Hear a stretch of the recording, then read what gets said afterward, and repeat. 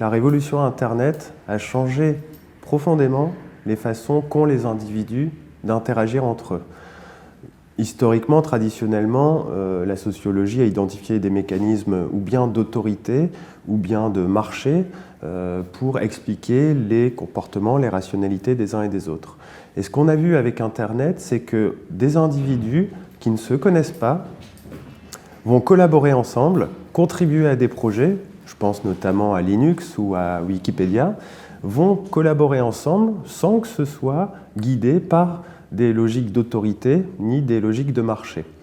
Et ce nouveau paradigme sociologique va en fait se transposer aujourd'hui dans l'organisation du travail et donc dans les attentes qu'ont les salariés envers l'entreprise. Alors ça se manifeste comment? Quelles sont les conséquences concrètes pour l'entreprise?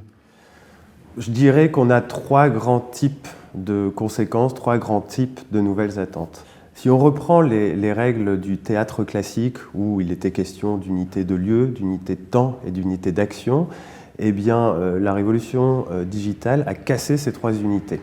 Donc on a trois tendances fortes. La première, c'est une flexibilisation de l'unité de lieu du travail. Désormais, les salariés attendent une flexibilité géographique pour le travail. Ça peut se traduire par le télétravail à domicile, évidemment, mais c'est plus large. Ça peut se traduire par la volonté de travailler depuis un café, depuis, pourquoi pas, un hôtel, et évidemment, pourquoi pas, se travailler depuis chez sa copine qui habiterait à Londres ou à Bruxelles. Le deuxième volet, c'est l'unité de temps du travail, qui est mise à mal par la révolution digitale. Alors sur ce volet, on a évidemment, sans doute, la flexibilisation des horaires.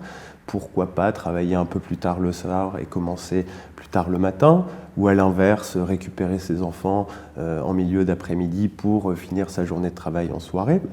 Donc flexibilisation, mais également mélange entre les sphères du travail et la sphère privée.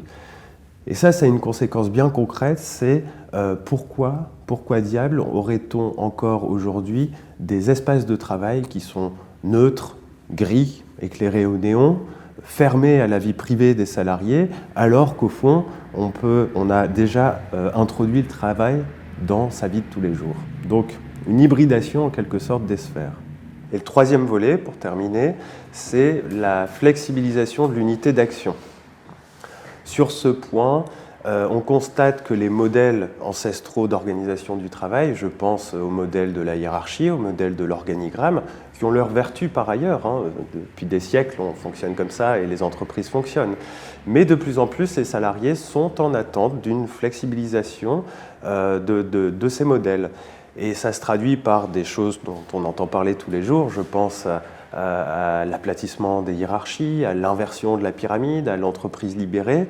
Je pense plus simplement aussi à tout ce qui a trait à plus de collaboration, plus d'implication des salariés dans les projets, plus de responsabilisation et finalement traiter les salariés comme des adultes et non plus des enfants.